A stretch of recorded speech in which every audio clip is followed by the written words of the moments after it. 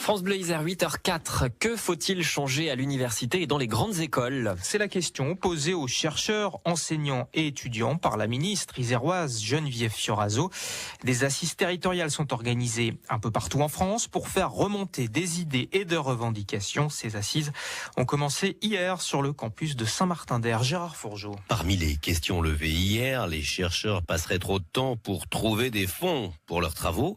Eva Pébé-Péroula, professeure à l'université Joseph Fourier, dirige un laboratoire. Une des propositions que moi j'aurais, c'est donner plus de pouvoir aux directeurs d'unité qui soient aptes à prendre des décisions un peu plus importantes. À chaque idée émise, le débat s'installe dans l'Amphiveil. Jérôme Garin, biologiste et le rapporteur des deux journées, il doit faire remonter à Paris le contenu des débats. Exemple. Beaucoup d'étudiants ne peuvent pas faire les études qu'ils souhaiteraient mener. Et malheureusement, lorsqu'ils ne peuvent pas faire ce qu'ils souhaitaient faire, généralement, ils vont vers l'échec.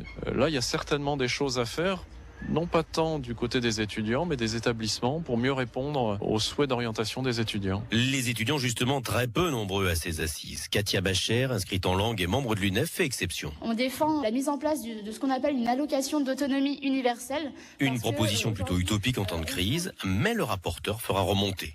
Quant à la faible participation, Brigitte Plateau, la présidente de l'UNPG, a une explication. C'était très difficile de savoir comment organiser ces assises. Donc les décisions qui ont été prises, c'est de travailler avec les membres des conseils des établissements et donc c'est ceux-ci qui ont été invités. Alors forcément, la première journée était très institutionnelle.